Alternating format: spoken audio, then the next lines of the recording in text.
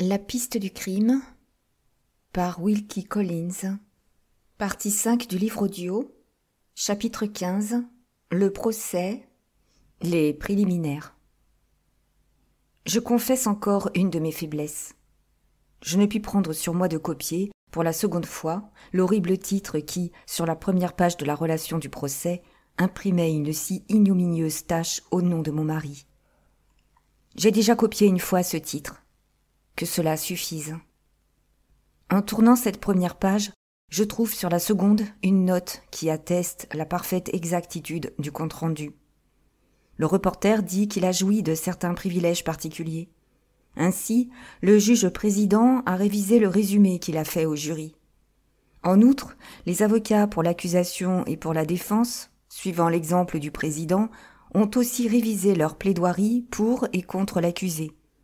Enfin, un soin particulier a été apporté à la correction littérale des dépositions des témoins. J'éprouvais une certaine satisfaction en lisant cette note, qui m'assurait dès le début que le compte-rendu de ce procès était, dans chacun de ses détails, complètement et absolument authentique. La page suivante m'intéressa peut-être encore davantage.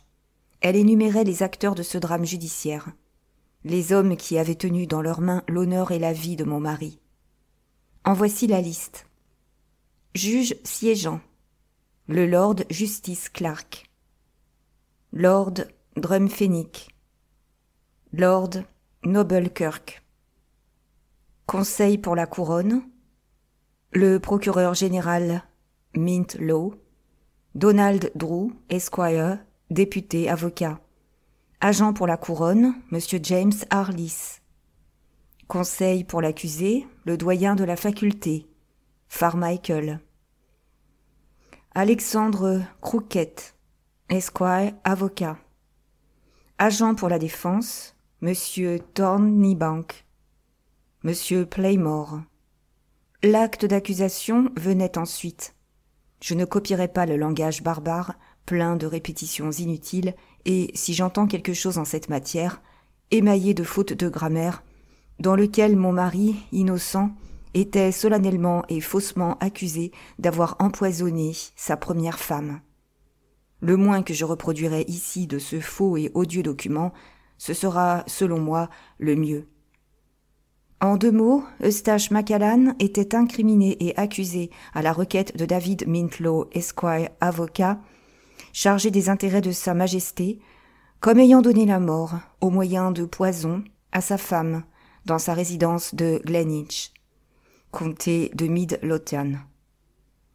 Il était allégué que ce poison avait été méchamment et traîtreusement administré par le prévenu à sa femme, Sarah, en 2 occasions, sous forme d'arsenic introduit dans le thé, la médecine ou autres aliments et boissons ignorés de l'avocat poursuivant, ou de toute autre manière également ignorés du dit avocat. Il était, en outre, déclaré que la femme du prévenu avait succombé à ce poison ainsi administré par son mari, dans l'une ou dans l'autre, ou dans les 2 susdites éventualités, et que son mari lui avait ainsi donné la mort. Le paragraphe suivant constatait que le dit Eustache Macallan, conduit devant John Daviott, Esquire, avocat, substitut du shérif de Midlothian, avait, à Édimbourg, le 29 octobre, en présence du dit substitut, signé une déclaration affirmant qu'il était innocent de ce crime. Déclaration insérée dans l'acte d'accusation ainsi que d'autres documents, papiers et articles énumérés dans un inventaire destiné à servir de témoignage contre le prévenu. L'acte d'accusation se terminait par cette conclusion que, dans le cas où le crime imputé à l'accusé serait reconnu prouvé par le verdict, le dit Eustache Macallan devrait être puni des peines prévues par la loi, pour détourner, à l'avenir, de la perpétration d'un pareil crime quiconque en aurait conçu la pensée. Tel était en substance l'acte d'accusation. J'en ai fini, et je me réjouis d'en avoir fini avec cette pièce. Un inventaire des papiers, documents et articles venait à la suite et remplissait 3 pages. L'inventaire même était suivi de la liste des témoins et des noms des jurés, au nombre de 15, tirés au sort pour siéger dans la cause. Après quoi commençait enfin le compte-rendu du procès. Il pouvait se résumer, selon moi, en 3 grandes questions, qu'on me permette de le produire tel qu'il apparut alors à mes yeux. 16. Première question. La femme est-elle morte empoisonnée? L'audience est ouverte à 10 heures. L'accusé est amené à la barre, devant la haute cour de justice d'Édimbourg. Après avoir salué respectueusement la cour, il déclare d'une voix basse qu'il plaidera non coupable. Tous les assistants observent que son visage porte la trace d'une profonde souffrance morale. Sa pâleur est extrême. Il ne lève pas une seule fois ses regards sur la foule qui remplit la salle. Quand certains témoins déposent contre lui, il les regarde avec une certaine attention. Puis, il baisse les yeux vers la terre. Quand un témoin parle de la maladie et de la mort de sa femme, il semble profondément ému et couvre son visage de ses mains. On a généralement remarqué, non sans quelque surprise, que le prévenu, bien qu'il soit un homme, s'est montré beaucoup moins maître de lui-même que la femme, dernièrement jugée dans cette cour pour crime de meurtre, et qui a été convaincue et condamnée à la suite de dépositions accablantes. Quelques personnes, mais en petite minorité, étaient d'avis que ce manque d'assurance dans l'attitude de l'accusé témoignait plutôt en sa faveur. Ce possédé, dans une si terrible conjoncture, dénoncerait à leurs yeux la profonde insensibilité d'un criminel, sans cœur et sans honte, et autoriserait par cela même à présumer, non son innocence, mais sa culpabilité. Le premier témoin appelé est John Daviott, Esquire, substitut du shérif de Mid-Lothian.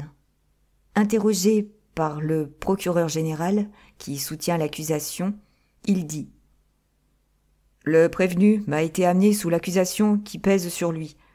Il a fait et signé le 29 octobre une déclaration.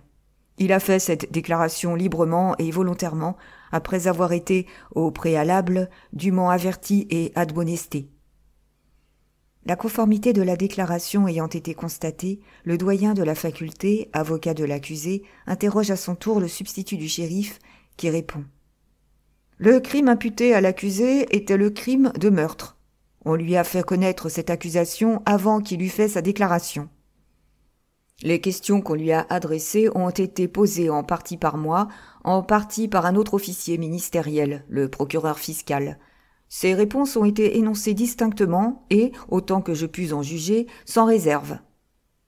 Les énonciations consignées dans la déclaration ont été toutes faites en réponse aux questions adressées par le procureur fiscal ou par moi. » Un clerc faisant fonction de clerc du shérif produit alors officiellement la déclaration et confirme la déposition du précédent témoin. L'apparition du témoin qui suit produit une sensation marquée dans la cour et dans le public. Ce témoin n'est autre que la garde qui a donné ses soins à madame Macallan dans sa dernière maladie et qui se nomme Christine Ormsay. Après avoir répondu aux questions d'usage, la garde témoigne ainsi qu'il suit. « J'ai été appelée, le 7 octobre, pour donner mes soins à la défunte. Elle souffrait alors d'un violent rhume, accompagné d'une affection rhumatismale dans la jointure du genou gauche. Avant cette indisposition, on m'a assuré qu'elle jouissait d'une bonne santé. Ce n'était pas une personne difficile à soigner quand on savait la prendre. La principale difficulté provenait de son caractère. Elle n'était pas méchante, mais entêtée et emportée. Elle se laissait aller surtout à des accès de colère et ne s'inquiétait guère alors de ce qu'elle disait ou faisait. Dans ces moments-là, je crois, en vérité, qu'elle ne savait plus où elle en était. J'ai dans l'idée que son caractère était aigri par des chagrins de ménage. Elle était loin d'être une personne réservée.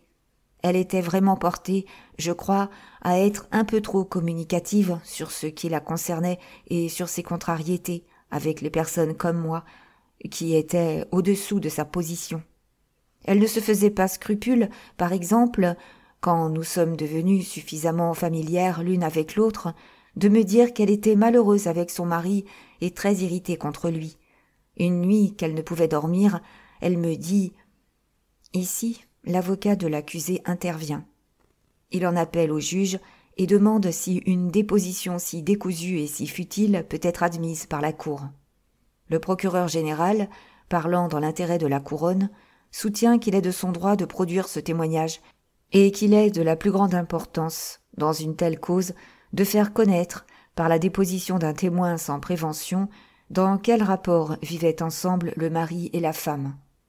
Le témoin est une personne estimable, qui a obtenu et mérité la confiance de la malheureuse dame qu'elle a veillée à son lit de mort. Après s'être consultés pendant quelques minutes, les juges décident, à l'unanimité, que le témoignage ne peut être admis, que le témoin ne peut déposer que des seuls faits qu'il a vus et observés de ses propres yeux. Le procureur général reprend son interrogatoire du témoin. Christine Ormsay continue en ces termes. « J'étais nécessairement, comme garde-malade, en position de savoir sur madame Macallan beaucoup plus de choses que toute autre personne de la maison. Je puis parler, ayant toujours été présente, de bien des circonstances ignorées des autres personnes qui ne venaient que par intervalles dans la chambre de la malade. J'ai eu, par exemple, plus d'une occasion de remarquer que monsieur et madame Macallan ne vivaient pas en très bonne intelligence. Je puis vous citer à ce sujet un fait que je ne tiens pas d'autrui, mais que j'ai vu et observé moi-même. Vers les derniers temps de mon service auprès de madame Macallan, une jeune veuve nommée madame Bowley, cousine de monsieur Macallan, est venue à Gleninch. Madame Macallan était jalouse de cette dame. Elle ne l'a pourtant laissé voir que le jour qui a précédé sa mort. Monsieur Macallan était venu dans la chambre de sa femme pour voir comment elle avait passé la nuit. « Oh, dit-elle, que vous importe comment j'ai dormi, moi? Que vous importe si j'ai bien ou mal dormi? Mais comment madame Bioli a-t-elle passé la nuit? Est-elle plus jolie que jamais, ce matin? Retournez auprès d'elle, je vous prie. Retournez-y, ne perdez pas votre temps avec moi. » Ayant ainsi commencé, elle se laissa emporter à un accès de colère. J'étais en train de la peigner. Je comprenais que ma présence en ce moment devenait indiscrète, et je me disposais à quitter la chambre. Elle ne l'a pas permis. M. Macallan pensait comme moi que la convenance me commandait de me retirer, et il l'a dit en termes assez clairs. Mais Mme Macallan a insisté pour me faire rester, et cela en termes bien injurieux pour son mari. Il a dit alors « Si vous ne pouvez vous contenir, ou la garde sortira, ou je sortirai moi-même. » Madame Macallan n'a pas entendu raison. « Voilà, a-t-elle dit, un bon prétexte pour retourner auprès de madame Bowley. Allez-y. » Monsieur l'a prise au mot et a quitté la chambre. Il avait à peine fermé la porte qu'elle a commencé, en s'adressant à moi, à l'accabler des reproches les plus violents. Elle m'a dit, entre autres choses, que ce qui pourrait faire le plus de plaisir à son mari serait d'apprendre qu'elle était morte. Je me suis hasardée, très respectueusement, à lui faire quelques observations. Elle a pris sa brosse à cheveux et me l'a jetée, en me criant de m'en aller, et que je n'étais plus à son service. Je l'ai quittée, et je suis allée attendre en bas la fin de son accès. Je suis revenue ensuite à ma place, auprès de son lit, et tout a été comme s'il ne s'était rien passé. Il n'est pas inutile de rappeler une chose qui peut servir à expliquer la jalousie que ressentait madame Macallan contre la cousine de son mari. Madame Macallan n'était pas belle.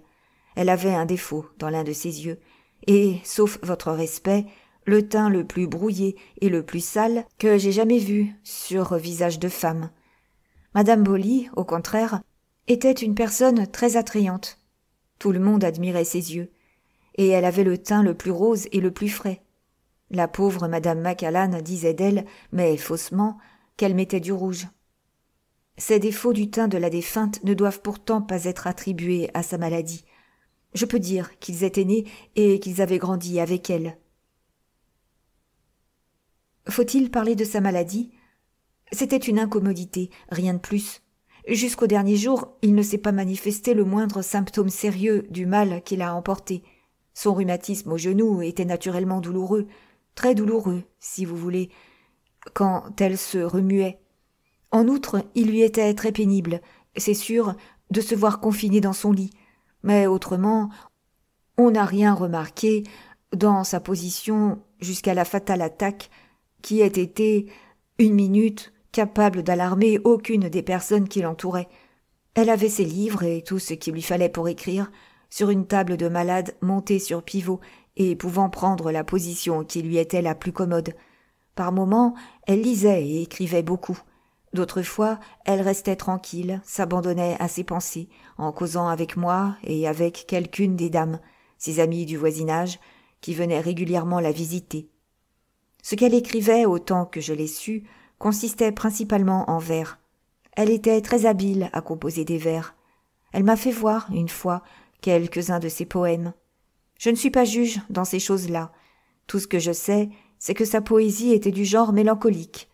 Elle y manifestait une grande tristesse. Elle se demandait pourquoi elle était née, et autres non-sens pareils. Elle y faisait plus d'une dure allusion à la cruauté de son mari, à l'ignorance qu'il laissait voir des mérites de sa femme. Bref, elle exhalait son mécontentement avec sa plume aussi bien qu'avec sa langue. Il y avait des moments, et ils étaient fréquents, où un ange du ciel ne serait pas parvenu à satisfaire madame Macallan. Pendant tout le temps de sa maladie, la défunte a toujours occupé la même chambre, une grande chambre située, comme toutes les meilleures chambres, au premier étage de la maison. Le plan qu'on me représente de cette chambre est très exact et conforme à mes souvenirs. Une porte donnait dans le grand passage ou corridor, sur lequel s'ouvraient toutes les autres portes. Une seconde porte, sur l'un des côtés, marquée B sur le plan, conduisait dans la chambre à coucher de M. Macallan. Et une troisième porte sur le côté opposé, marquée C sur le plan, communiquait avec une petite pièce servant de cabinet, d'étude ou de bibliothèque, et qui était, à ce qu'on m'a dit, la chambre où couchait la mère de M. Macallan, quand elle se trouvait à Gleninch. Mais personne d'autre n'y entrait, ou du moins ce n'était que rarement. Cette dame n'était pas à Gleninch dans le temps où j'y étais. La porte entre la chambre à coucher et ce cabinet d'études était fermée et la clé en avait été retirée. Je ne sais pas qui avait cette clé ou s'il en existait plus d'une. La porte n'en a jamais été ouverte, à ma connaissance. Je suis entrée seulement une fois avec la femme de chambre dans le cabinet d'études pour y jeter un coup d'œil, en passant par une seconde porte qui donnait sur le corridor. Je demande la permission de dire que je puis, d'après ma propre connaissance, parler exactement de la maladie de madame Macallan et du changement soudain qui a abouti à sa mort. Sur l'ordre du docteur, j'ai pris note, par jour et par heure, des incidents qui se sont produits. Depuis le 7 octobre, jour où j'ai été appelée à lui servir de garde, jusqu'au 20 du même mois, sa santé s'est améliorée lentement, mais continuellement. Son genou était toujours douloureux, mais l'aspect inflammatoire qui s'y remarquait diminuait peu à peu. Quant aux autres symptômes, excepté la faiblesse qui résultait de ce qu'elle restait toujours couchée et l'irritation nerveuse qu'elle en éprouvait, ce n'est pas réellement la peine d'en parler. Je dois peut-être ajouter qu'elle dormait mal, mais on y remédiait par des potions calmantes que prescrivait le docteur. C'est dans la matinée du 21, à 6h02, que, pour la première fois, j'ai éprouvé la crainte de quelque accident fâcheux dans l'état de madame Macallan. J'ai été réveillée par le bruit de la sonnette qu'elle gardait sur sa table de nuit. Permettez-moi de dire, pour m'excuser, que je m'étais endormie sur le sofa de sa chambre à coucher à plus de 2h du matin, tombant de pure fatigue. À ce moment, 2h, madame Macallan était éveillée. Elle était dans un de ces moments d'aigreur, et cela contre moi. Je lui avais demandé de me laisser éloigner sa toilette de la table de nuit, après qu'elle s'en était servie pour se coiffer de nuit.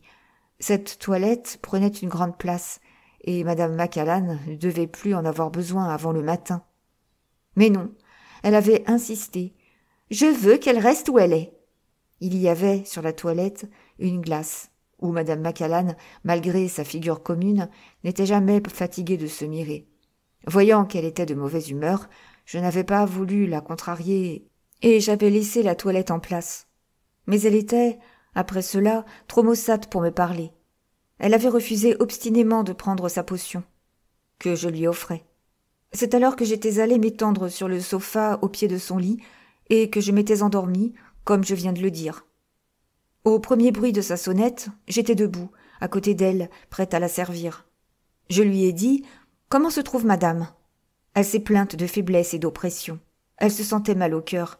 Je demandai si elle avait pris quelques médicaments ou quelque nourriture pendant que je dormais.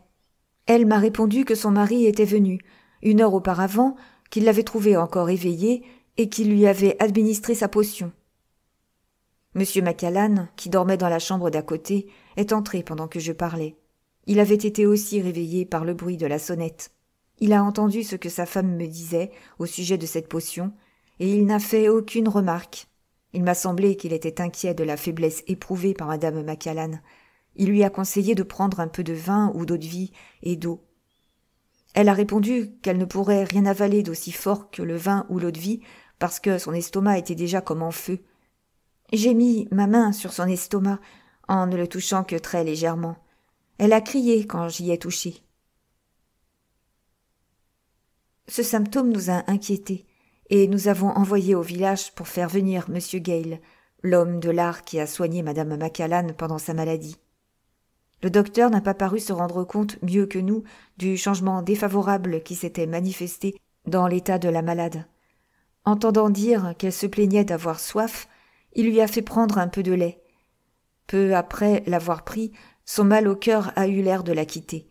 Bientôt après, elle s'est assoupie et a sommeillé.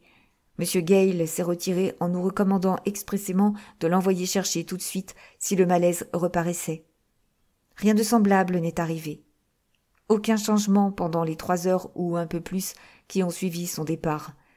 Elle s'est réveillée vers 9h30 et a demandé après son mari. Il était retourné dans sa chambre. J'avais demandé si je devais l'envoyer chercher. Elle m'a répondu non. Je lui ai demandé ensuite si elle voulait manger ou boire quelque chose. Elle a répondu encore non, d'une voix sans expression et comme hébétée. Puis elle m'a dit de descendre pour aller chercher mon déjeuner. Sur l'escalier, j'ai rencontré la femme de charge qui m'a invité à déjeuner avec elle dans sa chambre, au lieu de le faire, comme j'en avais l'habitude, dans la salle des domestiques. Je ne suis restée avec la femme de charge que peu de temps, pas plus d'une demi-heure. Pour sûr. En remontant l'escalier, j'ai rencontré la fille de chambre en second qui balayait l'un des paliers. Elle m'a dit que madame Macallan avait pris une tasse de thé pendant que j'étais chez la femme de charge. Le valet de M. Macallan avait commandé ce thé pour madame. Il en avait reçu l'ordre de son maître. La fille de chambre l'avait préparé et monté elle-même dans la chambre de madame Macallan. Monsieur avait ouvert la porte quand elle avait frappé et y avait pris de sa main la tasse de thé qu'elle tenait. Il avait ouvert la porte assez largement. Elle avait pu voir l'intérieur de la chambre et il ne s'y trouvait que madame Macallan et son mari. Après avoir causé un peu avec cette fille, je suis retournée dans la chambre à coucher. Il n'y avait personne. Madame Macallan était parfaitement calme, le visage tourné du côté opposé au mien. En m'approchant de son lit, j'ai poussé du pied quelque chose sur le parquet. C'était la tasse à thé cassée. J'ai dit à madame Macallan, « Tiens, comment ça se fait-il? La tasse à thé est cassée, madame. » Elle a répondu sans tourner la tête, d'une voix singulière et toute voilée. Je l'ai laissé tomber. Avant que madame n'ait bu son thé? Non, en rendant la tasse à M. Macallan, après avoir fini de boire. Je lui avais fait cette question pour savoir si elle avait renversé le thé et s'il fallait en aller chercher une autre tasse. Je suis sûre que je me souviens parfaitement de ma question et de sa réponse. Je lui ai demandé ensuite « Est-ce que madame a été longtemps seule ?» Elle m'a répondu brièvement « Oui, j'ai essayé de dormir. » « Madame se trouve-t-elle mieux ?»« Oui. » Pendant tout ce temps, elle tenait son visage tristement tourné vers le mur. En me baissant sur elle pour arranger ses couvertures, j'ai jeté les yeux sur la table de nuit. Les objets pour écrire, qui étaient toujours là bien rangés, se trouvaient en désordre. Et l'une des plumes avait de l'encre encore fraîche. Comment? Est-ce que madame a écrit? Pourquoi non? Je ne pouvais dormir. Un autre poème? Elle s'est mise à rire, mais d'un rire amer et sec. Oui, un autre poème. C'est bon signe. Il paraît que madame est tout à fait remise. Nous n'aurons plus besoin du docteur aujourd'hui. Elle n'a pas répondu. Elle a fait seulement avec la main comme un signe d'impatience. Je n'ai pas compris d'abord ce signe. Alors elle m'a dit, avec un peu d'aigreur, « J'ai besoin d'être seule, laissez-moi. » Il ne me restait qu'à obéir. Je pensais, d'ailleurs, que je n'avais rien à faire pour le moment auprès de la malade et que mes soins ne lui étaient pas nécessaires. Après avoir placé le cordon de la sonnette à la portée de sa main, je suis donc descendue de nouveau. Je suis restée ainsi éloignée une demi-heure au moins, autant que je puis m'en souvenir. J'étais à portée d'entendre la sonnette, mais elle ne sonnait pas. Sans trop savoir pourquoi, je n'étais pas tranquille. Cette voix bizarrement voilée avec laquelle madame m'avait parlé m'inquiétait. J'aurais voulu ne pas la laisser seule si longtemps, et je n'osais pas non plus risquer de lui occasionner un de ces accès de colère en retournant auprès d'elle avant qu'elle m'eût sonné. Finalement, je me décidai à entrer dans la chambre du rez-de-chaussée, appelée la chambre du matin, pour consulter monsieur. Il avait l'habitude de s'y tenir jusqu'à midi. Cette fois, cependant, il n'y était pas. Mais au même instant, j'entendis sa voix sur la terrasse extérieure. J'y allai et le retrouvai causant avec M. Dexter, un de ses anciens amis, son hôte, en ce moment, comme Madame Boly. M. Dexter était assis auprès de sa fenêtre au premier étage.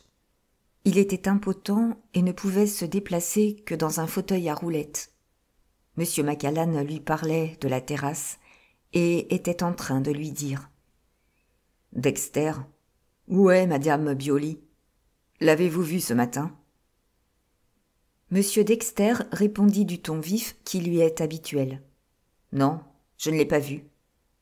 Je ne peux vous en rien dire. » Je m'avançai et, m'excusant d'interrompre M. Macallan, je lui dis l'embarras où j'étais. Devais-je ou non rentrer dans la chambre de sa femme sans être appelé? Il n'avait pas eu le temps de me répondre. Le valet de pied entre et me dit que la sonnette de Madame Macallan se faisait entendre avec violence. Il était alors près de 11 heures. Je courus aussi vite qu'il était possible de monter l'escalier. Je n'avais pas ouvert la porte de la chambre que j'entendais déjà les gémissements de Madame Macallan. Elle était très mal. Elle sentait une chaleur dévorante dans son estomac et dans sa gorge, et en même temps cette douleur qu'elle avait éprouvée le matin. Je n'avais pas besoin d'être médecin pour voir sur sa figure que cette seconde attaque avait un caractère beaucoup plus sérieux que la première. Je sonnai pour envoyer quelqu'un auprès de M. Macallan. Puis je courus moi-même à la porte pour voir si aucun domestique ne se trouvait à portée de ma voix. Madame Boly sortait justement de sa chambre pour venir savoir des nouvelles de Madame Macallan. Je lui dis « Madame est de nouveau très mal. Je vous prie d'avertir M. Macallan et de lui dire d'envoyer chercher le docteur. » Aussitôt, elle se mit à descendre, en courant, l'escalier. Il n'y avait pas bien longtemps que j'étais revenue près du lit, quand M. Macallan et Madame Boly sont arrivés ensemble. Madame Macallan a jeté sur eux un regard que je ne pourrais pas exprimer, et leur a ordonné de se retirer. Madame Boly a paru très effrayée et s'en est allée tout de suite. M. Macallan a fait un pas vers le lit.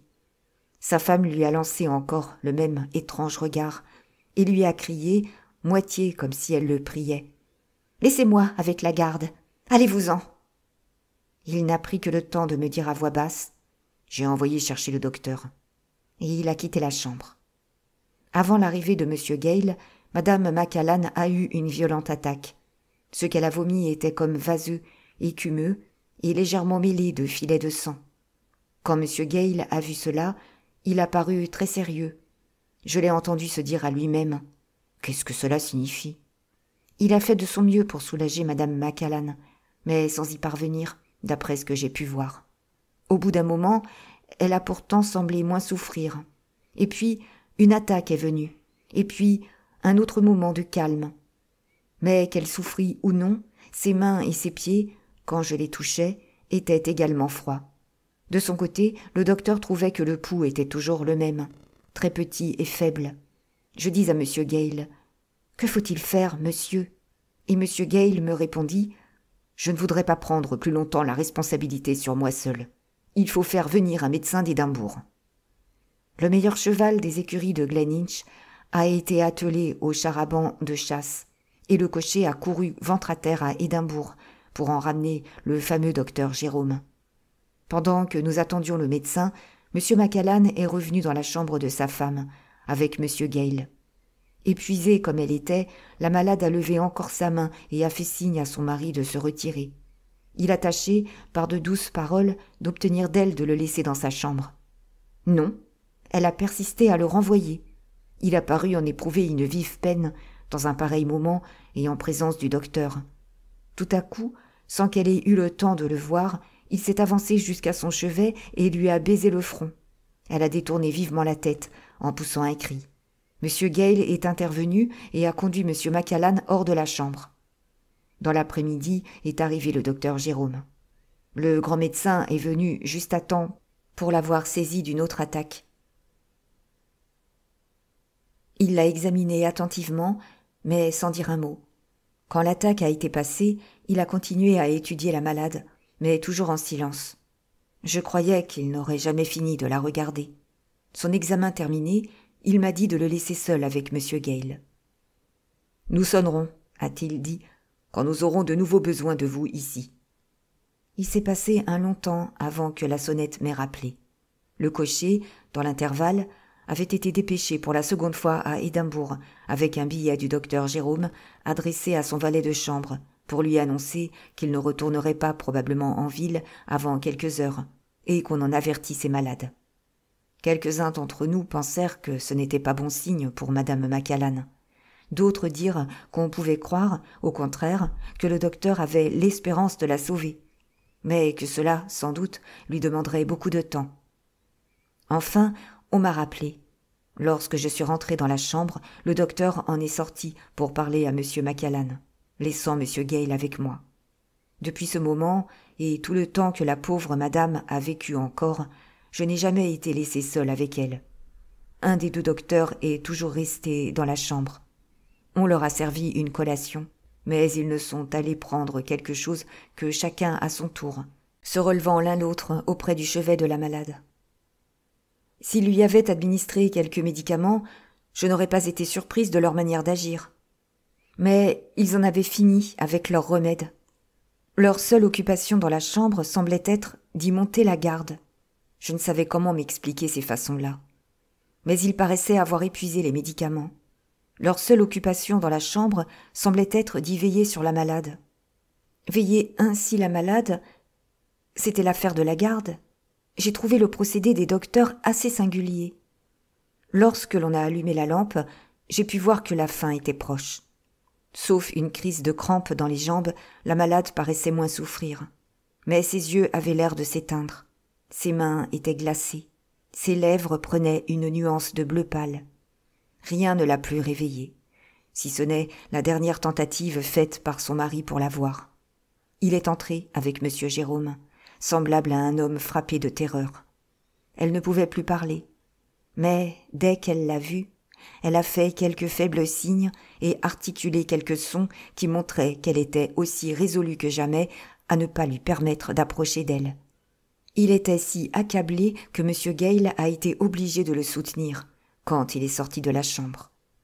Aucune autre personne n'a été admise à voir la malade. M. Dexter et Mme Bolly se sont informés de son état, mais ils ne sont pas entrés dans la chambre. Le soir venu, les docteurs se sont assis de chaque côté du lit, veillant la mourante en silence et attendant en silence son dernier soupir. Vers 8 heures, elle a paru avoir perdu l'usage de ses mains et de ses bras, qui restaient sans mouvement sur sa couverture. Un peu après, elle est tombée dans une sorte de lourd sommeil.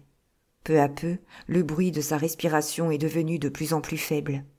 À 9h20, le docteur Jérôme m'a dit d'apporter la lampe près du lit. Il a examiné madame, il lui a mis la main sur le cœur.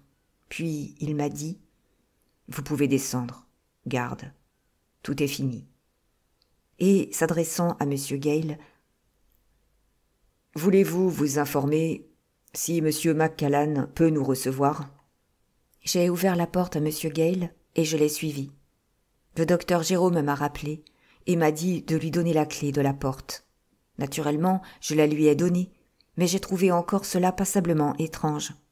Dans la salle des domestiques, on pensait généralement qu'il s'était passé quelque chose de mal, et nous étions tous bien inquiets, sans savoir pourquoi. Un peu plus tard, les 2 docteurs ont quitté la maison. M. McCallan avait été absolument hors d'état de les recevoir et d'apprendre d'eux ce qu'ils avaient à lui dire. Dans cet embarras, il s'était entretenu en particulier avec M. Dexter, comme ancien ami de M. McCallan, et le seul gentleman qui se trouvât en ce moment à Glenitch. Avant l'heure du coucher, je suis remonté au premier, dans l'intention de faire la toilette de la morte pour son ensevelissement. La chambre où était le corps avait été fermée à clé, ainsi que la porte conduisant à la chambre de M. McCallan, et celle qui s'ouvrait sur le corridor. Les clés de ces portes avaient été emportées par M. Gale. 2 domestiques mâles étaient postés en sentinelle hors de la chambre. Ils devaient être relevés à 4 heures du matin, c'est tout ce qu'ils purent me dire. Dans l'absence de toute explication ou de toute direction, je pris la liberté de frapper à la porte de la chambre de M. Dexter. J'appris de lui, pour la première fois, la surprenante nouvelle que les 2 docteurs avaient refusé de donner le certificat nécessaire pour procéder à l'enterrement. Il devait y avoir le lendemain matin un examen médical du corps. Ici se terminait la déposition de la garde-malade Christine Ormsay. Tout ignorante que je suis de la loi, il me fut aisé de voir quelle impression ce témoignage avait pu produire sur l'esprit du jury. Après avoir montré que mon mari avait eu 2 occasions d'administrer le poison, d'abord dans la médecine et ensuite dans le thé, l'avocat de la couronne avait amené le jury à conclure que l'accusé avait profité de ces occasions pour se débarrasser d'une femme laide et jalouse, dont il ne pouvait supporter plus longtemps le détestable caractère. Ce point obtenu, le procureur général n'avait plus rien à tirer du témoin. Le doyen de la faculté, qui portait la parole dans l'intérêt de l'accusé, se leva alors pour faire ressortir le côté favorable du caractère de la défunte, en interrogeant à son tour la garde-malade. S'il atteignait son but, le jury ne pouvait plus admettre comme acquis que la femme de l'accusé fût d'un caractère tel qu'elle rendit la vie tout à fait insupportable à son mari. Dès lors, quelle raison aurait eu l'accusé d'empoisonner sa femme, et que devenait la présomption de sa culpabilité? Pressée par les questions de l'habile avocat, la garde fut obligée de reconnaître, dans le caractère de la première femme de mon mari, des aspects tout différents des autres. Voici la substance de la déclaration que le doyen de la faculté parvint à obtenir à son tour de Christine Ormsay. « Je persiste à déclarer que Madame McCallan avait un caractère très violent. Mais elle avait l'habitude de faire amende honorable pour les offenses où sa violence l'avait entraînée. Quand elle était redevenue calme, elle me faisait toujours des excuses et les faisait de bonne grâce. Ses manières étaient alors très affables. Elle parlait et agissait comme une dame bien élevée. On n'en pouvait dire autant de son apparence extérieure. Si commune qu'elle fût de visage, elle avait ce qu'on peut appeler une bonne figure. Ses mains et ses pieds, à ce qu'on m'a dit, avaient été modelés comme par un sculpteur. Le son de sa voix était très agréable, et il paraît qu'en bonne santé, elle chantait à ravir. Elle était aussi, s'il faut en croire les dires de sa femme de chambre, un guide et un type en fait de toilette pour les autres dames du voisinage. En ce qui concerne Madame Bowley, quoique Madame McCallan fût certainement jalouse de cette jeune et jolie veuve, elle avait montré qu'elle pouvait en même temps maîtriser ce sentiment. C'est sur les instances de Madame McCallan que Madame Bowley se trouvait dans la maison. Madame Bowley avait manifesté l'intention d'ajourner sa visite à cause de l'état de santé de Madame McCallan. C'est Madame McCallan elle-même, et non Monsieur McCallan, qui s'était opposé à ce qu'on fît à Madame Bowley ce déplaisir, et qui n'avait pas admis que sa visite fût retardée. Au reste, Madame McCallan, en dépit de son humeur, était aimée de ses amis, aimée de ses domestiques. Pas un œil n'est resté sec dans la maison quand on a su qu'elle était mourante. Enfin, dans les petites querelles de ménage auxquelles j'ai assisté, M. McCallan n'est jamais sorti de son caractère.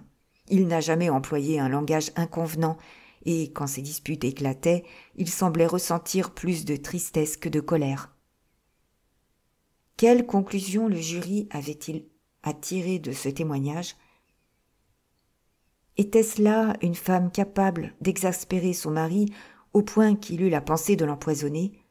Était-ce là un mari capable de vouloir empoisonner sa femme? Après avoir produit sur le jury une impression si opposée à la précédente, le doyen de la faculté se rassit, et les hommes de l'art furent appelés à déposer. Sur le fait de l'empoisonnement, les témoignages furent tout simplement irrésistibles. Le docteur Jérôme et M. Gale affirmèrent, sous la foi du serment, que les symptômes de la maladie étaient positivement ceux d'un empoisonnement par l'arsenic. Le chirurgien qui avait procédé à l'autopsie fut ensuite entendu. Il attesta aussi par serment que l'aspect des organes internes de la défunte prouvait jusqu'à l'évidence que le docteur Jérôme et M. Gale avaient eu raison en déclarant que la malade était morte empoisonnée.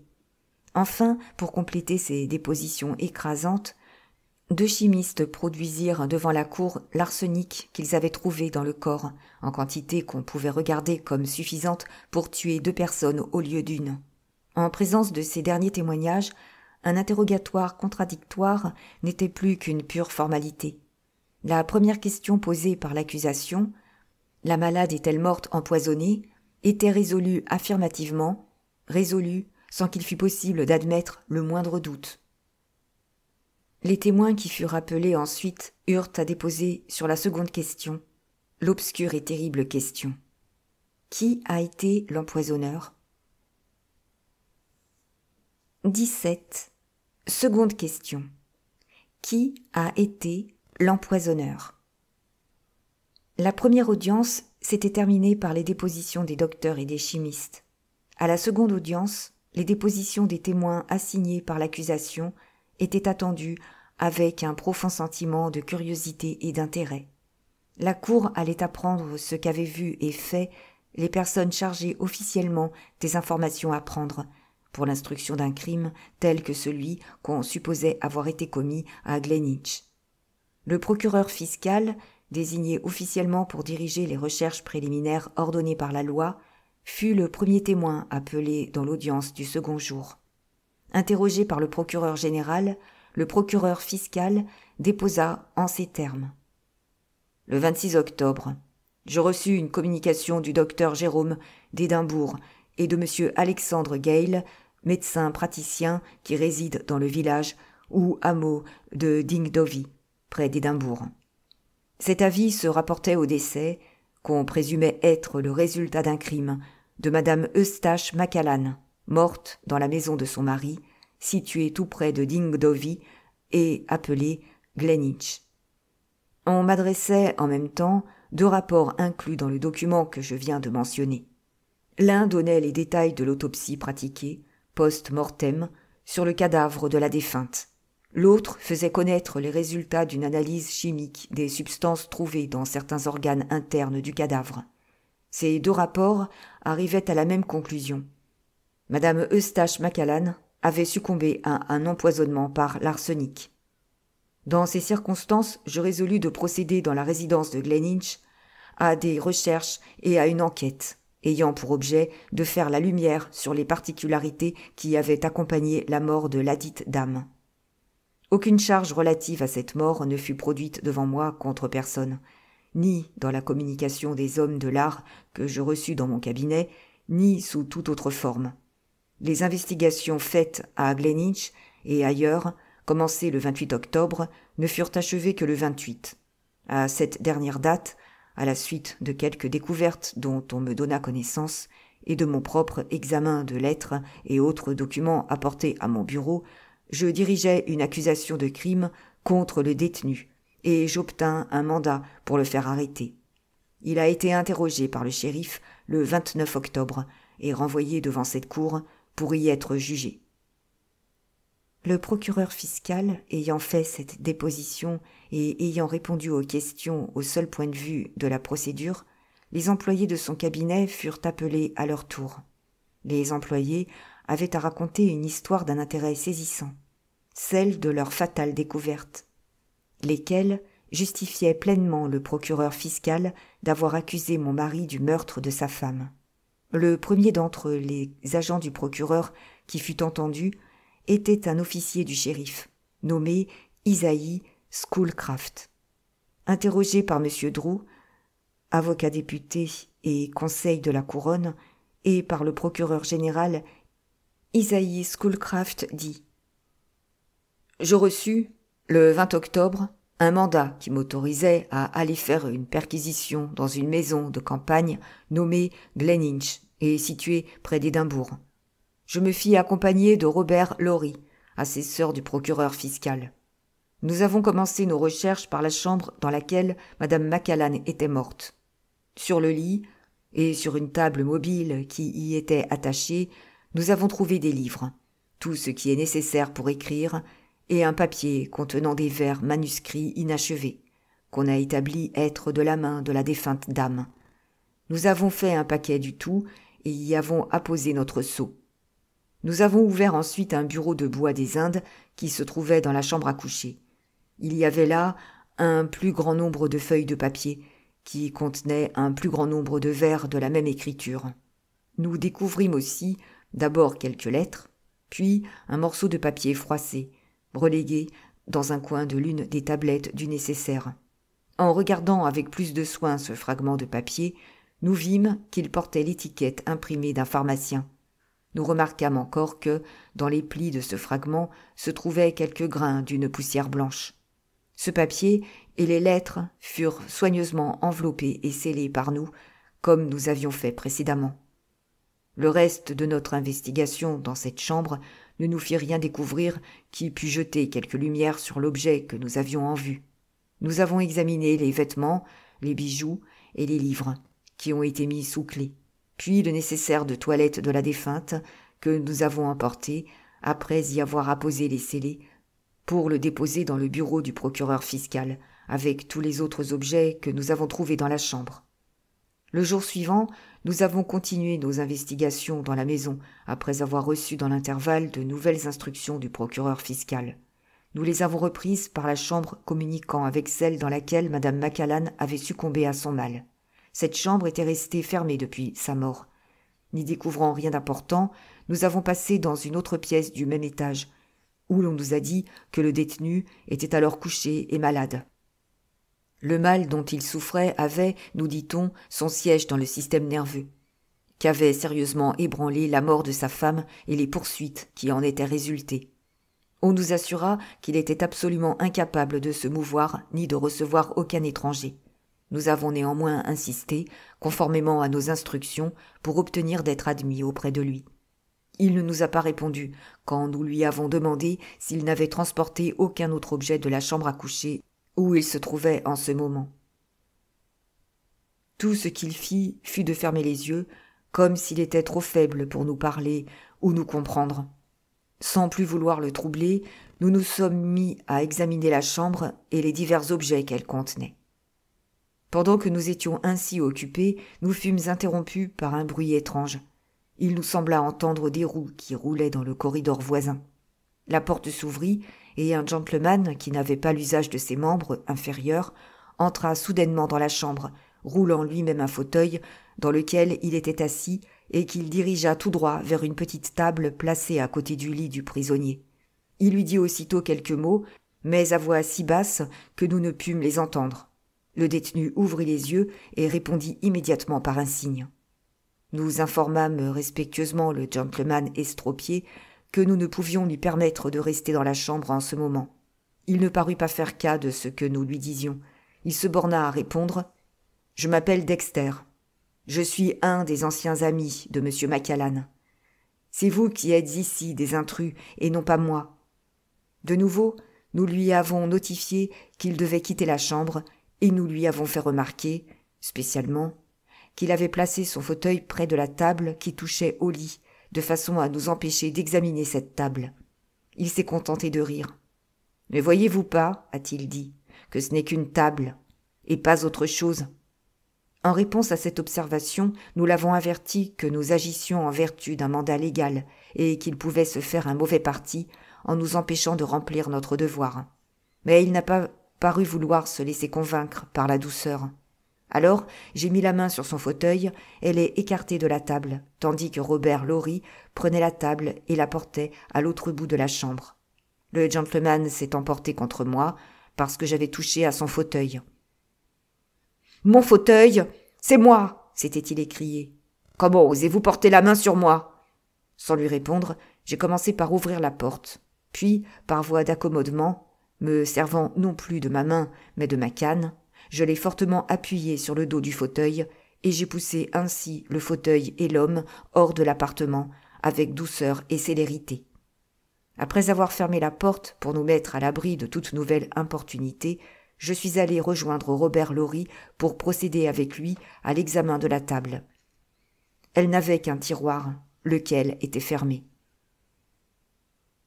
Nous en avons demandé la clé au prévenu. Il a refusé nettement de nous la donner. Il a nié que nous eussions aucun droit d'ouvrir ces tiroirs. Dans sa colère, il est allé jusqu'à nous dire que nous pouvions nous estimer heureux qu'il fût trop faible pour descendre de son lit. Je lui ai répondu poliment que notre devoir nous ordonnait de fouiller le tiroir et que, s'il persistait à nous en refuser la clé, il ne ferait que nous forcer à emporter la table et à faire ouvrir le tiroir par un serrurier. Tandis que nous discutions ainsi, on frappa à la porte. Je l'ouvris avec précaution. Au lieu du gentleman extropié que je m'attendais à voir, un autre étranger se présenta. Le prévenu le salua du titre d'ami et de voisin, et implora vivement sa protection contre nous. Les manières de ce second gentleman méritaient qu'on s'expliquât avec lui. Il s'empressa de nous apprendre que c'était M. Dexter qui l'avait fait appeler, et qu'il était lui-même homme de loi. Il demanda à voir notre mandat. Après l'avoir lu, il déclara aussitôt au prévenu, à sa grande et évidente surprise, qu'il devait permettre que le tiroir fût examiné, quitte à formuler une protestation contre cet examen. Sur quoi, ayant reçu de M. Macallan la clé, il ouvrit lui-même le tiroir de la table. Nous y avons trouvé plusieurs lettres et un gros volume fermé à clé et portant sur la couverture les mots « Mon journal » imprimés en lettres d'or. Naturellement, nous avons pris possession des lettres et du journal, et y avons apposé notre sceau dans le but de les porter au procureur fiscal. Pendant ce temps, le gentleman écrivait pour le prisonnier une protestation qu'il nous remit avec sa carte. Cette carte nous apprit qu'il se nommait Playmore. C'est aujourd'hui un des conseils du prévenu. La carte et la protestation ont été transmises, avec les autres documents, au procureur fiscal. Aucun autre objet de quelque importance n'a été trouvé à Greenwich. Pour continuer nos investigations, nous nous sommes transportés ensuite à Édimbourg, chez le pharmacien dont nous avions lu l'étiquette sur le fragment de papier chiffonné, précédemment saisi par nous, et chez les autres pharmaciens que nos instructions nous recommandaient d'aller interroger. Le 28 octobre, le procureur fiscal était en possession de tous les renseignements que nous avions pu nous procurer, et notre tâche pour le moment était accomplie. Ces mots terminaient la déposition de Schoolcraft et de Lorry. Elle ne fut pas affaiblie par le contre-interrogatoire, et elle était manifestement défavorable aux prévenus. Ce fut encore bien pis quand déposèrent les témoins appelés ensuite. Le pharmacien, dont on avait lu l'étiquette sur le fragment de papier, comparut d'abord, et ses déclarations rendirent plus critique que jamais la situation de mon malheureux mari. André Kinley, pharmacien droguiste à Édimbourg, s'exprima comme il suit. « Je tiens un registre spécial des poisons vendus par moi. Voici ce registre. À la date dont il a été fait mention, le prisonnier présent à cette barre, M. Eustache Macallan, vint à mon magasin et me dit qu'il désirait acheter une certaine quantité d'arsenic. Je lui demandai pour quel usage. Il me répondit que son jardinier en avait besoin pour faire une solution destinée à tuer les insectes qui dévastaient sa serre. En même temps, il me dit son nom, M. Macallan de Greenwich. J'ordonnai aussitôt à mon aide de préparer un paquet d'arsenic de 2 onces. Et je mentionnai cette vente sur mon registre. M. Macallan signa cette mention, et je la signai après lui. Il me paya et emporta l'arsenic contenu dans 2 enveloppes. Celle d'au-dessus portait une étiquette où se lisait mon nom, mon adresse et le mot « poison » en gros caractères, étiquette absolument semblable à celle qui m'est représentée, collée sur le fragment de papier saisi à Greenwich. Le témoin qui fut ensuite entendu, Pierre Stockdale, aussi pharmacien à Édimbourg, déposa en ces termes. Le prévenu, ici présent, s'est présenté dans mon officine à la date indiquée sur mon registre, quelques jours après celle que porte le registre de M. Kinley. Il voulait acheter pour 6 pence d'arsenic. Mon aide auquel il s'était adressé m'a appelé. C'est une règle dans ma pharmacie que personne autre ne délivre de poison que moi-même. Je demandai au prévenu ce qu'il désirait faire de cet arsenic. Il m'a répondu qu'il en avait besoin pour détruire les rats dans sa résidence de Greenwich. Je lui ai dit alors « Ai-je l'honneur de parler à M. Macallan, de Greenwich ?» Il m'a dit que c'était en effet son nom. Je lui ai vendu l'arsenic, environ 1,5 onces, et j'ai collé sur la bouteille dans laquelle j'enfermais l'arsenic une étiquette sur laquelle j'ai écrit de ma propre main le mot « poison ». Il a signé mon registre et emporté l'arsenic, après m'avoir payé. Le contre-interrogatoire de ces 2 témoins ne porta que sur quelques détails techniques, mais le fait accusateur que mon mari, dans les 2 cas, avait réellement acheté lui-même l'arsenic demeura incontesté. Les 2 témoins qui déposèrent ensuite, le jardinier et le cuisinier de Greenwich, ne firent que resserrer encore plus impitoyablement la chaîne des preuves hostiles au prévenu. Dans son interrogatoire, le jardinier dit, sous la foi du serment, « Le prisonnier, ni personne autre, ne m'a jamais remis d'arsenic, ni à la date dont vous me parlez, ni à aucune autre date. Je n'emploie jamais de solution d'arsenic, ni ne permets jamais que les ouvriers à mon service en emploient dans les serres ou dans le jardin de Greenwich. Je désapprouve l'usage de l'arsenic comme moyen de détruire les insectes qui endommagent les fleurs et les plantes. » Le cuisinier, appelé à son tour, ne fut pas moins positif que le jardinier. « Ni mon maître, ni aucune autre personne ne m'a donné la moindre quantité d'arsenic pour détruire les rats, à aucune époque. Je n'avais pas besoin de ce poison, car je déclare, sous la foi du serment, que je n'ai jamais vu de rats dans la maison ou autour de la maison, et n'ai jamais entendu dire que des rats y aient fait jamais le moindre dégât. » D'autres domestiques de Greenwich firent les mêmes dépositions, et, dans le contre-interrogatoire qu'ils subirent, ils se bornèrent à dire qu'il était possible que des rats se fussent montrés dans la maison, mais qu'ils n'en avaient pas eu connaissance. Il resta démontré que mon mari seul avait eu directement en sa possession du poison et qu'après l'avoir acheté, il devait l'avoir gardé par-devers lui. Cela résulta avec toute évidence des dépositions reçues. Les témoins qui furent ensuite entendus achevèrent d'accabler comme à l'envi le prévenu sous le poids de leurs dépositions. Ayant l'arsenic en sa possession, quel usage en avait-il fait ? Tous les témoignages conduisaient fatalement le jury à résoudre cette question contre l'accusé. Son valet de chambre déclara que M. Macallan l'avait sonné à 10h moins 20 minutes dans la matinée du jour où madame était morte et lui avait commandé d'apporter pour elle une tasse de thé. Le valet de chambre avait reçu cet ordre de son maître sur le seuil de la porte ouverte de la chambre de la malade, et il pouvait jurer qu'il n'y avait dans cette chambre, en ce moment, personne autre que son maître. La seconde fille de service vint déposer, après le valet de chambre, qu'elle avait préparé le thé elle-même, qu'elle l'avait monté dans la chambre de madame Macallan avant 10h et que son maître lui avait pris la tasse des mains sur le seuil de la porte ouverte. Elle avait pu voir dans l'intérieur de la chambre. L'accusé y était seul. La garde-malade, Christine Ormsay, étant rappelée, répéta ce que madame Macallan lui avait dit le jour où, pour la première fois, elle fut saisie de son mal. « Monsieur Macallan est venu, il y a environ 1 heure. Il m'a trouvée éveillée et m'a donné ma potion. » Cela s'était passé à 5h du matin, tandis que Christine Ormsay sommeillait sur le sofa. La garde attesta ensuite par serment qu'elle avait regardé la bouteille contenant la mixture composée et avait vu, à l'échelle graduée de cette bouteille, qu'une dose en avait été versée, depuis celle qu'elle avait versée elle-même et administrée à la malade. À ce moment, un intérêt exceptionnel s'attacha à l'interrogatoire auquel procédèrent les avocats de l'accusé. Les dernières questions posées par eux à la seconde fille de service et à la garde révélèrent pour la première fois quel système la défense se proposait d'adopter. En interrogeant la seconde fille de service, l'avocat du prévenu lui dit « N'avez-vous jamais remarqué, En faisant la chambre de madame Macallan, si le liquide contenu dans son vase de nuit avait une nuance noirâtre ou bleuâtre? Le témoin répondit. Je n'ai jamais remarqué rien de pareil. Le défenseur reprit.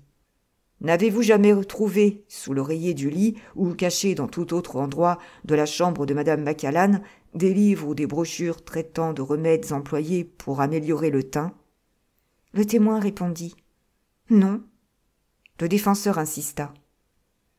N'avez-vous jamais entendu madame Macallan parler de l'arsenic employé en lotion ou pris dans une médecine comme d'un bon remède pour corriger le teint? Le témoin répondit. Jamais. Les mêmes questions furent ensuite posées à la garde et ne provoquèrent également de sa part que des réponses négatives. Dans les questions insinuées par les avocats sur l'emploi de l'arsenic, bien qu'il y fût répondu négativement, le système de la défense se révélait pour la première fois, quoique obscurément, au jury et à l'auditoire. Pour prévenir la possibilité d'une méprise dans une matière aussi sérieuse, le premier juge posa nettement la question au conseil de la défense, quand les témoins se furent retirés. « La cour et le jury, dit sa seigneurie, désirent comprendre clairement la pensée qui vous a inspiré dans votre interrogatoire de la fille de chambre et de la garde. Est-elle que madame Macallan aurait employé l'arsenic acheté par son mari comme médicament propre à amender son teint? » Le défenseur répondit. « C'est ce que nous pensons, milord, et ce que nous nous proposons de prouver comme base de la défense. Nous ne pouvons contester les dépositions des hommes de l'art qui déclarent que madame Macallan est morte empoisonnée. Mais nous affirmons qu'elle est morte d'une dose exagérée d'arsenic prise en secret, par ignorance, comme un remède propre à atténuer les défauts de son teint, défauts admis et prouvés. La déclaration du prévenu devant le shérif établit expressément qu'il a acheté l'arsenic sur la demande de sa femme. Le premier juge demanda, là-dessus, si aucun des docs de conseil ne s'opposait à ce qu'il fût donné lecture de cette déclaration à la cour avant de passer outre au débat. À cette question, le défenseur répliqua qu'il serait bien aise qu'il fût donné lecture de ladite déclaration. Ce serait, s'il lui était permis de s'exprimer ainsi, préparer convenablement l'esprit du jury à entendre les arguments que la défense se proposait de faire valoir. Le procureur général, parlant comme conseil de la couronne, dit qu'il était heureux d'être en mesure de satisfaire, en cette circonstance, son docte confrère. Tant que les assertions contenues dans cette déclaration ne seraient pas appuyées sur des preuves, il considérait que ce document n'était propre qu'à confirmer l'accusation, et il consentait bien volontiers à ce qu'il en fût donné lecture. On donna lecture alors de la déclaration du prévenu, attestant son innocence, lors de sa comparution devant le shérif sous l'accusation du meurtre de sa femme. Cette déclaration était ainsi conçue. J'ai acheté les 2 paquets d'arsenic à la prière de ma femme. La première fois, elle me dit que le jardinier avait besoin de ce poison pour en faire usage dans les serres. La seconde fois, elle me dit que le cuisinier le demandait pour débarrasser le rez-de-chaussée de la maison des rats qui l'infestaient. J'ai remis les 2 paquets d'arsenic à ma femme en rentrant à la maison. Je n'avais que faire de ce poison après l'avoir acheté. C'était ma femme qui donnait des ordres au jardinier et au cuisinier, et non pas moi. Je n'ai jamais eu aucune communication avec l'un ni avec l'autre. Je n'ai pas questionné ma femme sur l'emploi de cet arsenic. Je n'ai même plus pensé à ce détail. Je suis resté des mois entiers sans m'occuper des serres. J'ai peu de goût pour les fleurs. Quant aux rats, je laisse le soin de les détruire aux cuisiniers et aux autres domestiques, absolument comme je leur laisse tout autre détail du ménage. Ma femme ne m'a jamais dit qu'elle avait besoin de cet arsenic pour améliorer son teint. J'aurais été certainement la dernière personne à qui elle eût confié ce secret de sa toilette. J'ai cru sans hésiter ce qu'elle m'a dit, c'est-à-dire que ce poison était réclamé par le jardinier et le cuisinier pour l'usage indiqué par elle. J'affirme et soutiens que je vivais avec ma femme dans les termes les plus affectueux, sans vouloir nier naturellement qu'il s'éleva parfois entre nous quelques-unes de ces discussions, quelques-uns de ces désaccords qui se produisent dans tous les ménages. Quant aux désillusions que je puis avoir éprouvées par le fait de notre union, Je regardais comme mon devoir de mari et de gentleman de les dissimuler soigneusement à ma femme. Je n'ai pas été seulement consterné et désolé de sa mort prématurée. J'ai été douloureusement frappé de la crainte de ne lui avoir pas suffisamment témoigné, durant sa vie, malgré ma bonne volonté, toute l'affection que je lui portais. Je déclare solennellement que je ne sais pas plus que l'enfant qui vient de naître de quelle façon elle a pris l'arsenic qu'on a trouvé dans son corps. Je suis innocent même d'avoir jamais conçu la pensée de faire la moindre peine à ma malheureuse femme. Je lui ai administré sa potion exactement comme je l'ai trouvée dans la bouteille qui la contenait. Je lui ai donné ensuite la tasse de thé exactement telle que je l'ai reçue des mains de la fille de service. Je n'ai jamais revu l'arsenic après l'avoir remis à ma femme. J'ignore absolument ce qu'elle en a fait et où elle l'a caché. Je le déclare devant Dieu. Je suis innocent de l'abominable crime dont je suis accusé. La lecture de cette véridique et touchante déclaration mit fin à l'audience du second jour. Je dois convenir que l'effet produit sur moi, jusqu'à ce moment, par la lecture du compte-rendu, avait été de me faire perdre une grande partie de mon courage et de mes espérances. Tous les témoignages entendus, jusqu'à la fin de la seconde audience, s'élevaient contre mon infortuné mari. Ma partialité de femme ne m'empêchait pas de m'en rendre nettement compte. L'impitoyable procureur général, j'avoue que je le haïssais, avait établi, premièrement, que Stache avait acheté le poison, deuxièmement, que la raison qu'il avait donnée au pharmacien pour expliquer cet achat n'était pas la vraie, troisièmement, qu'il avait eu 2 fois l'occasion d'administrer secrètement l'arsenic à sa femme. Qu'est-ce qu'avait de son côté prouvé le défenseur? Rien jusqu'à présent. Les assertions énoncées dans la déclaration du prévenu étaient toujours, comme l'avait fait observer le procureur général, absolument dénuées de preuves. Pas le moindre témoignage n'était venu démontrer que c'était la malade qui avait fait secrètement usage de l'arsenic pour son teint. Je n'avais qu'une consolation. La lecture du compte-rendu m'avait fait entrevoir les figures de 2 amis sur la sympathie desquels je pouvais sûrement compter. Le gentleman infirme, particulièrement, s'était montré le cordial allié de mon mari. Je me sentais toute pleine de reconnaissance pour l'homme qui avait roulé résolument son fauteuil jusqu'à la table de nuit. Pour l'homme qui s'était efforcé de défendre les papiers de Stache contre les malheureux qui les avaient saisis. Je décidai aussitôt que la première personne à qui je confierais mes aspirations et mes espérances serait M. Dexter. S'il éprouvait quelque difficulté à me donner un conseil, je m'adresserais alors à l'avocat, M. Playmore. Le second ami de mon mari, qui avait formellement protesté contre la saisie de ses papiers. Fortifié par cette résolution, je tournai la page et me mis à lire le compte-rendu de la 3e séance du procès. Merci pour votre écoute. N'hésitez pas à vous abonner pour accéder plus facilement à la suite. Merci de mettre un pouce ou liker ou mettre un commentaire. À bientôt.